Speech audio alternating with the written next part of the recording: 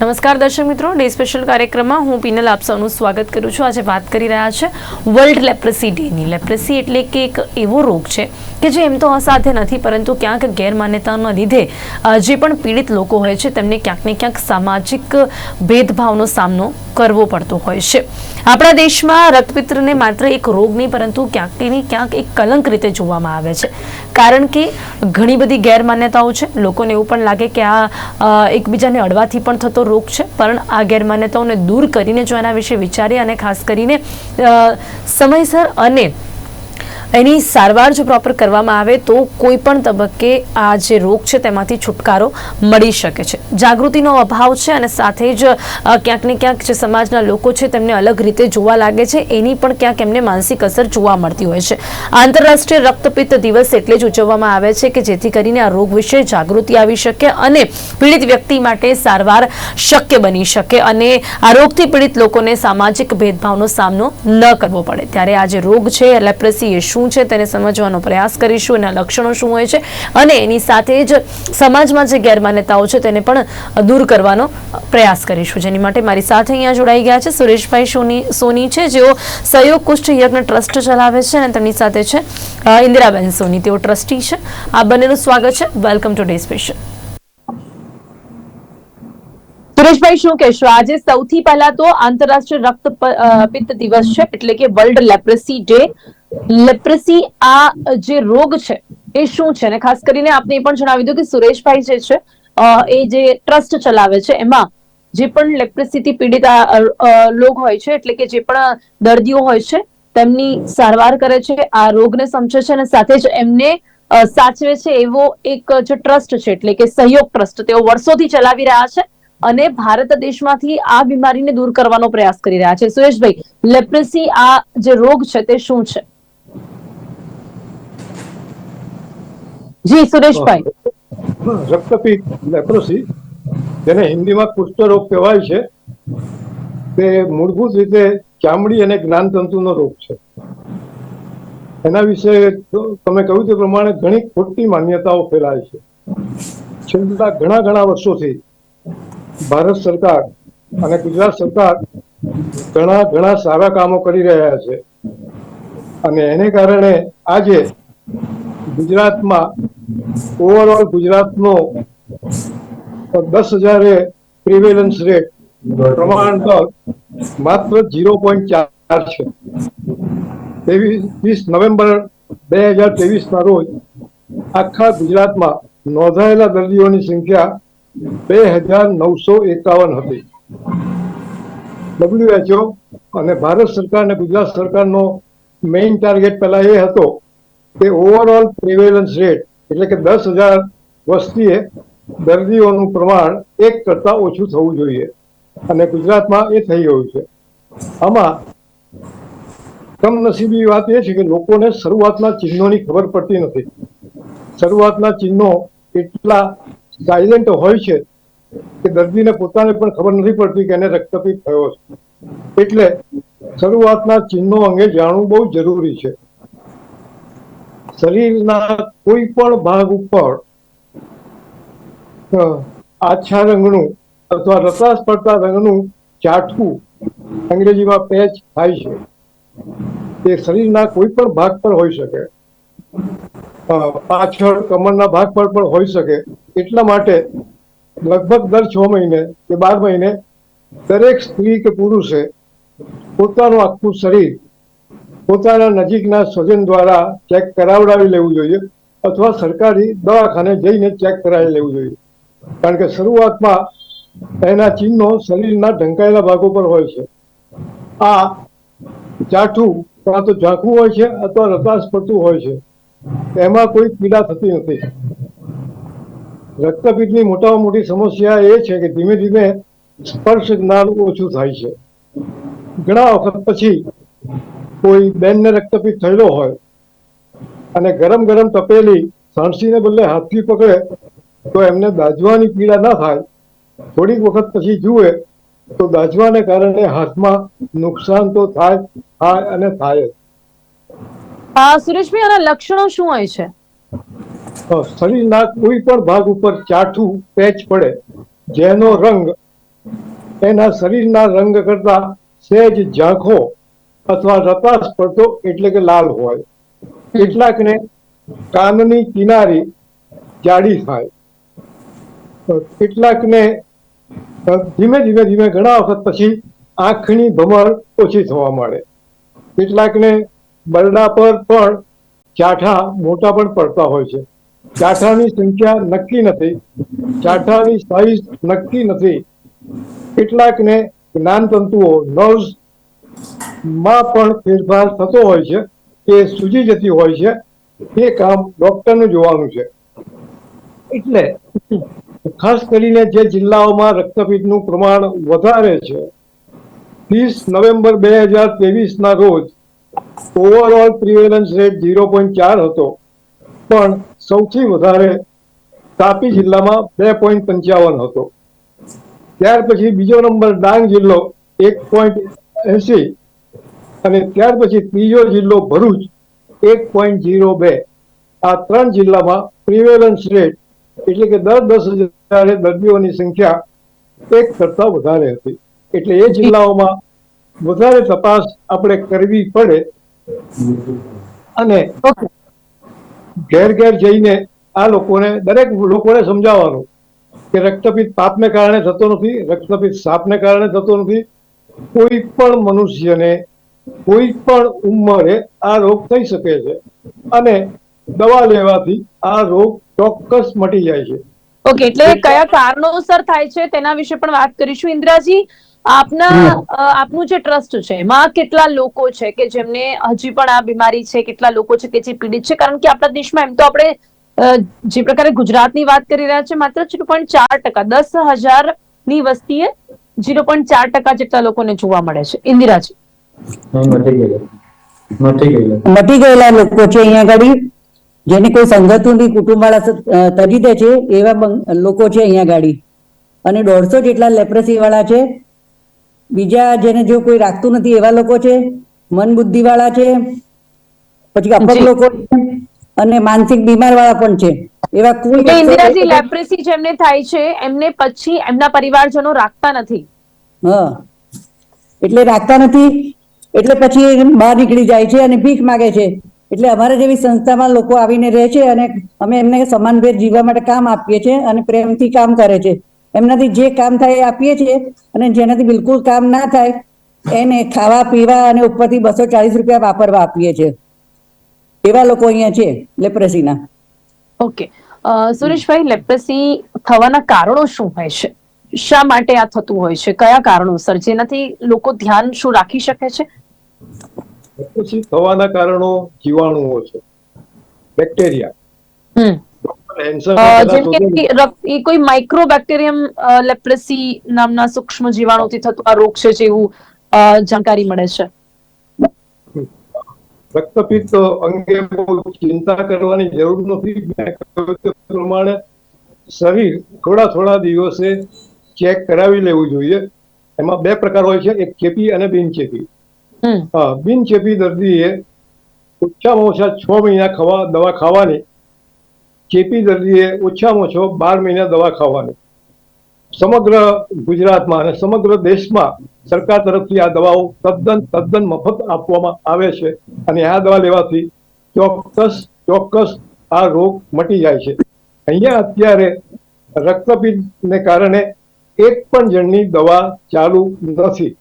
અહીંયા જે લોકો આવેલા છે એમાંથી મોટા ભાગના લોકોને રક્તપિત્ત મટી ગયેલો હતો, પણ એમને કામ મળતું નહોતું, માટે એ લોકો અહીં આવ્યા છે અને અહીંયા બહુ પ્રેમથી રહે છે.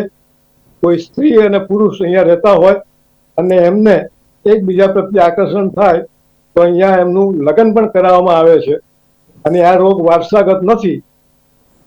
આ દુનિયામાં જેટલા ચેપી રોગો છે એમાં સૌથી ઓછામાં ઓછો માઇલ્ડેસ્ટ ચેપી રોગ રક્તપિત્ત છે. એને રક્ત જોડે કે પિત્ત જોડે કશું જ લાગતું વળગતું નથી. આ ચામડી અને જ્ઞાનતંતુઓનો રોગ છે. પણ સુરેશભાઈ, આ હવામાં કોઈ કીટાણુ હોય ને અચાનક જ થતો રોગ છે કે એવું કોઈ કારણ ખાસ આપણે જોઈ શકીએ? બેક્ટેરિયા જે છે, જ્યાં બેક્ટેરિયા હોય એવી કોઈ જગ્યા પરથી થઈ શકે એવો રોગ છે? રોગનું થવાનું કારણ તો જીવાણુઓ છે જ, હમ પણ હવામાં ઉડતા ઉડતા જીવાણુ આજે આવ્યા અને આજે મને અડકી ગયા એટલે કાલે રોગ થઈ જશે એવું નથી. હમ સૌથી ઓછામાં ઓછો માઇલ્ડેસ્ટ ઇન્ફેક્શિયસ રોગ આ છે. હા, એટલે કોઈ ડરવાની જરૂર નથી, ચિંતા કરવાની જરૂર નથી. સાપને કારણે આ રોગ થતો જ નથી. પૈસાદારને પણ થાય છે, યુવાનને પણ થાય છે, ગરીબને પણ થાય છે, વૃદ્ધને, કોઈ પણ ઉંમરે કોઈ પણ માણસને થઈ શકે. અને હવે સરકારની સારી કામગીરીને કારણે રોગનું પ્રમાણ ઘણું ઘણું ઘણું ઘટી ગયું છે. હજુ પણ કમ સુરેશભાઈ, નસીબ. કેવા કેવા લક્ષણો દેખાતા હોય તો તરત ડોક્ટર પાસે જવું જોઈએ? શું તમને જોવા મળે? તમે હમણાં કહ્યું કે ક્યાંક ચાઠા પડે છે, ક્યાંક તો આ બહુ સામાન્ય પણ લોકો તેને ગણતા હોય છે. અને એવું શું એવા સાઇન ચિહ્નો હોય છે કે જ્યારે આપણે કયા ડોક્ટરને બતાવવું જોઈએ જેથી આપણને ખ્યાલ આવી શકે કે આ કદાચ લેપ્રસી હોઈ શકે?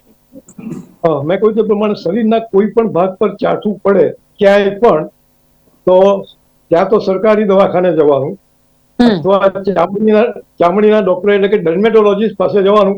એ તરત જ આ તપાસ કરી આપે છે અને જરૂર પડે જો લેપ્રોસી હોય તો તરત દવા પણ ચાલુ કરે છે.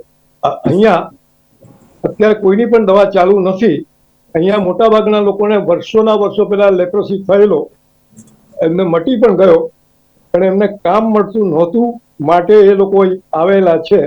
અને અત્યારે તો અહીંયા ઇન્દિરાએ કહ્યું તે પ્રમાણે 1045 લોકમાં આ રક્તપિત્ત વાળા તો માંડ 200 જેટલા છે. એમાંથી કેટલાકના બાળકો પણ થયેલા છે. બાળકો બધા જ તંદુરસ્ત છે અને ઘણું ઘણું ભણે છે, જાત જાતની કામગીરી કરે છે. બીજી વાત એ છે કે અહીંયા ભારતભરમાંથી લોકો આવેલા, ગુજરાતના છે, મહારાષ્ટ્રના છે, રાજસ્થાનના છે, બંગાળમાંથી પણ અહીંયા ઘણા બધા આવેલા છે. એટલે આ એક મિની ભારત છે. ઓકે, ઇન્દ્રજી, કેવી રીતે સાચવો છો? બધા ભારતભરમાંથી જે પણ રક્તપિત્ત થયેલા લોકો ત્યાં આવે છે, તો તમે કોઈ ચેપની બીક ન લાગે કે ડોક્ટર પણ ત્યાં તેમને જોવા આવે, કેવી રીતે તમે એમને સાવચેતી રાખો છો? અમે તો જો 1970 મેં કામ શરૂ કર્યું ઝુંપડપટ્ટીમાં વડોદરાની, તો જ્યારથી અમે જેના લેપ્રેસી એકદમ પરું નીકળતું તેવાનું નવડાવતી હતી, માથું વળી આપતી હતી, એટલે મને પહેલેથી સુખ નથી. ને અહીંયા અત્યારે જે દર્દી આવ્યા છે એને અત્યારે એવું છે જ નહીં. પહેલાના જે દર્દી હતા એને તો નાક બેસી ગયેલું હોય, આંગળામાંથી પરું નીકળતું હોય, પગમાં પરું નીકળતું હોય, એવા દર્દી બહુ ઓછા થઈ ગયા છે. એટલે પહેલેથી બીક નહોતી ને અત્યારે તો એટલા પ્રેમથી અમે બધા સાથે રહીએ છીએ. એમના ઘેર જમવા પણ જઈએ છીએ, અમે એમના હાથનું ખાઈએ છીએ પણ ખરા. આ લોકોને જ્યારે લેપ્રેસી થાય, બીજા કેવા કેવા દર્દીઓ છે કે જે આપણને જાણીને પણ થોડી નવાઈ લાગતી હોય?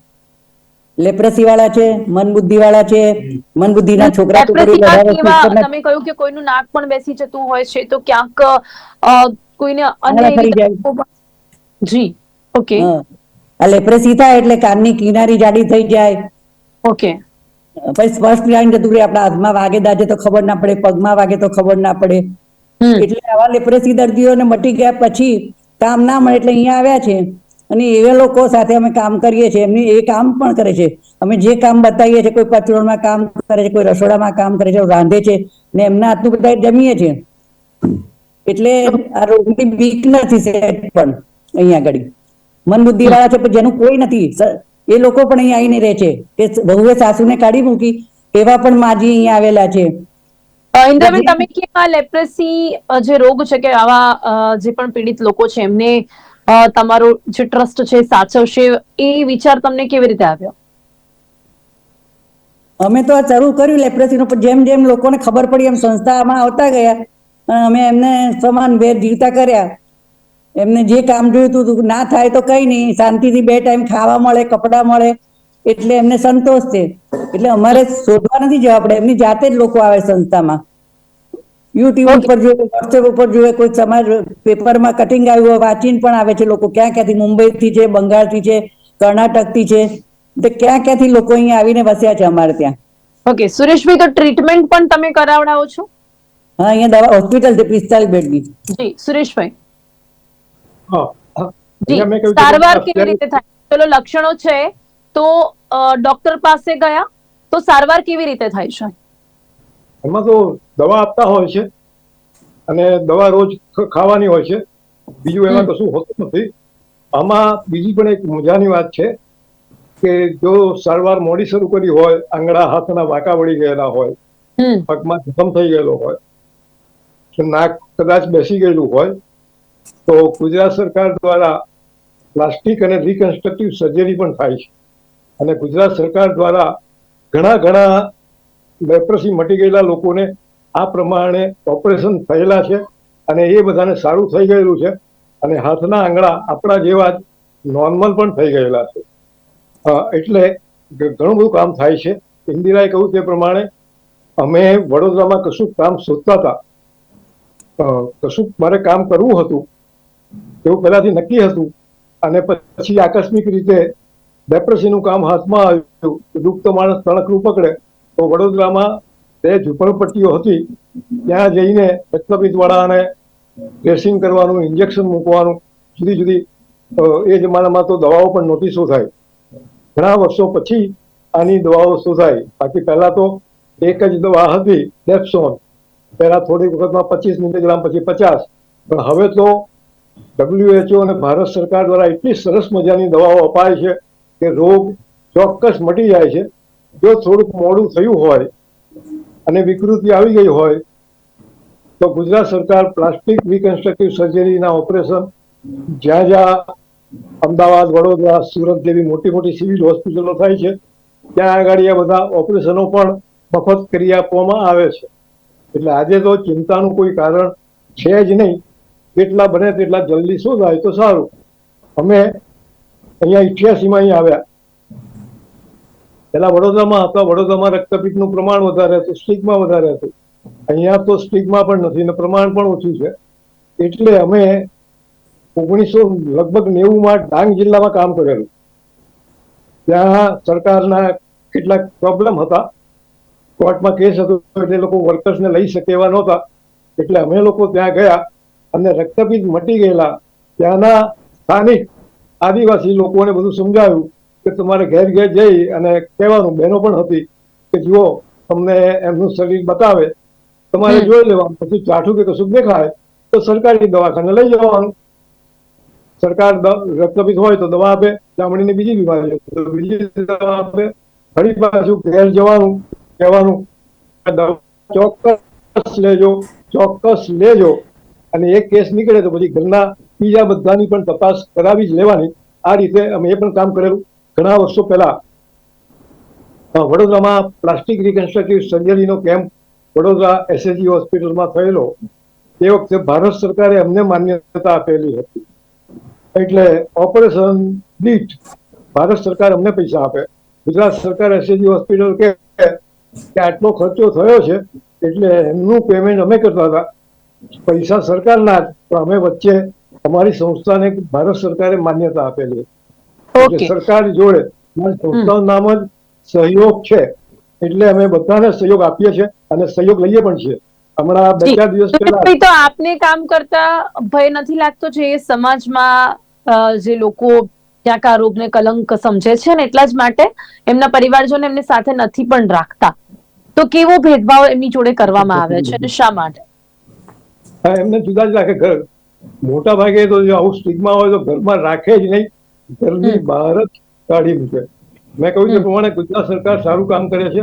હમણાં 2-4 દિવસ પહેલા ગાંધીનગરમાં આની મિટિંગ હતી કે હવે આપણે આ સ્ટિગ્મા દૂર કરવા માટે શું કરવું જોઈએ, કેટલા ઝડપથી દર્દીઓ શોધી કઢાય.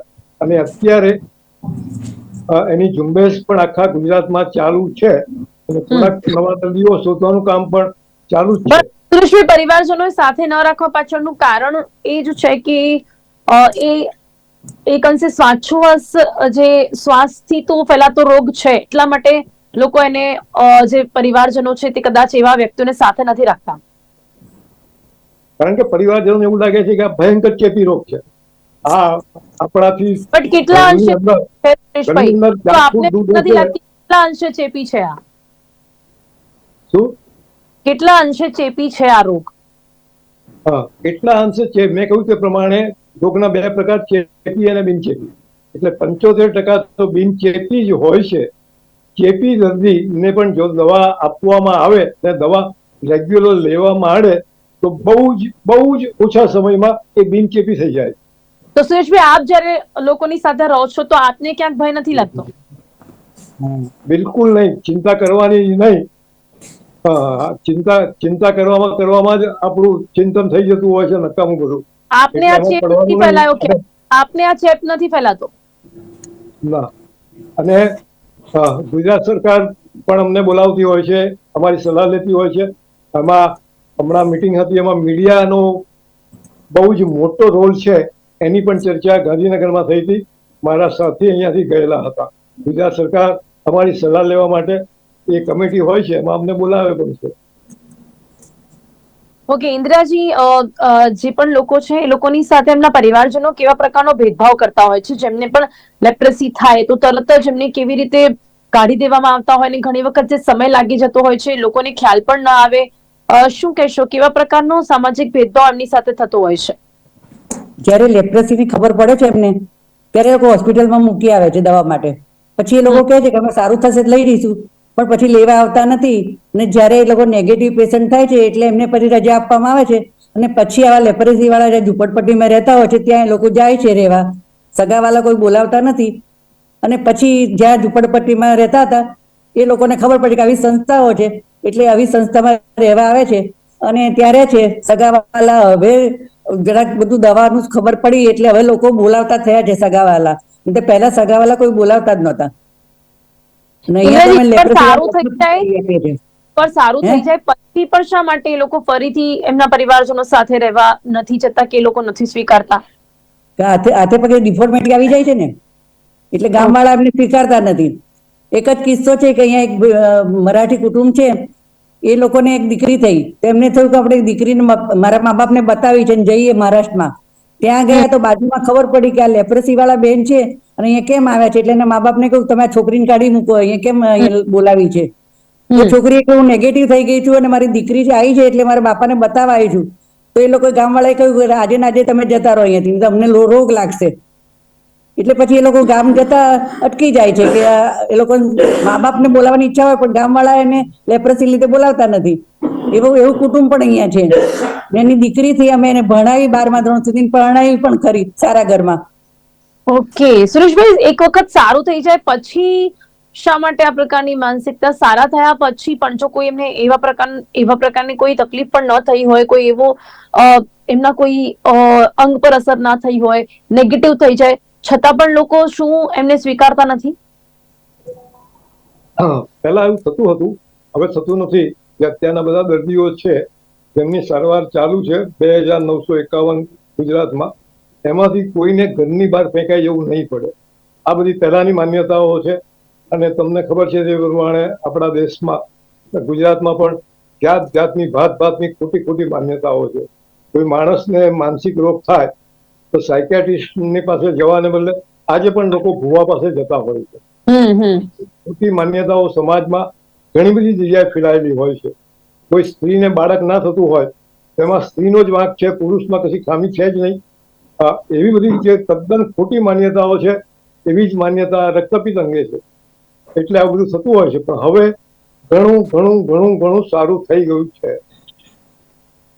જી બિલકુલ. અને ખાસ કરીને અત્યારે જે લેપ્રસી છે એનું પ્રમાણ કેટલું જોવા મળે છે સુરેશભાઈ, અને આપણે કેવી રીતે સાવધાન રહેવું જોઈએ જેથી કરીને આપણે આપણા દેશને આ લેપ્રસી મુક્ત કરી શકીએ? સ્વજનોનું શરીર જોતા રહેવા. સહેજ ડાઉટ લાગે તો ક્યાં તો સરકારી હોસ્પિટલમાં અથવા ડર્મેટોલોજીસ્ટ પાસે જતા રહેવાનું. મનમાંથી ચિંતા કાઢી નાખવાની.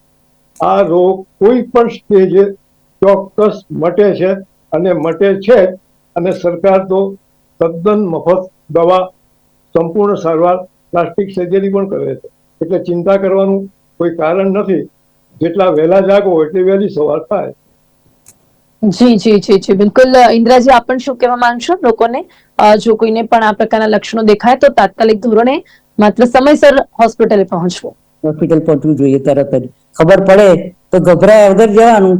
અને હવે તો કોઈ ઘરમાંથી કાઢી મૂકતું નથી એટલે વાંધો નથી આવતો. અને જ્યાં એની લેપ્રસીની દવા ચાલતી હોય છે તો એ કાર્યકરો પણ કહેતા નથી બાજુમાં કે એની લેપ્રસી થયો છે.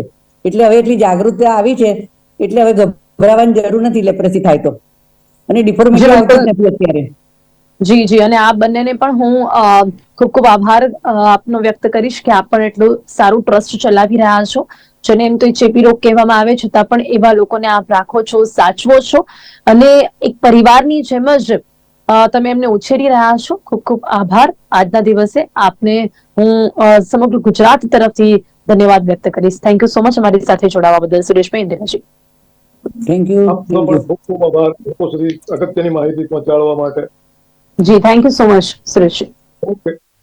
સ્પેશિયલ કાર્યક્રમમાં આજે વાત કરી છે વર્લ્ડ લેપ્રસી ડે, જે રક્તપિત્ત રોગ વિશે અને સાથે તેની જાગૃતિ લાવવા માટે ઉજવવામાં આવ્યા છે. ઘણા બધા લોકોને આના વિશે ઘણી ગેરમાન્યતાઓ છે. જેમ કે આપણે વાત કરી કે જો કોઈને પણ આ રોગ થાય છે તો સમાજ તેને સ્વીકારતો નથી અને ક્યાંક આ થોડો ચેપી રોગ કહેવાય છે અને એટલા માટે પણ લોકો નથી સ્વીકારતા. પણ હવે આપણે જે પ્રકારે આગળ આવ્યા છે, જેમ જેમ વિજ્ઞાન આગળ વધ્યું છે તેમ તેમ લોકોને સમજમાં પણ આવે છે કે ક્યાંક આ સંક્રમિત રોગ હોવાના છતાં પણ લોકોની સાથે ઉઠવા બેસવાથી કે હાથ મિલાવવાથી ફેલાતો રોગ નથી અને સાથે જ આવી સંસ્થાઓ પણ ચાલે છે કે જે આવા લોકોને સ્વીકારે છે અને સાથે જ એમને જે નેગેટિવ પણ કરે છે ને ત્યારબાદ પણ તેમને સમાજમાં જો કોઈ કામ ન મળતું હોય તો એમને કામ પણ આપે છે અને એમને સમાજમાં જીવતા શીખવાડે છે. ડે સ્પેશિયલ કાર્યક્રમમાં ત્યારે બસ આટલું જ. ફરીથી મળીશું નવા વિષયની સાથે. ત્યાં સુધી રજા આપશો. નમસ્કાર.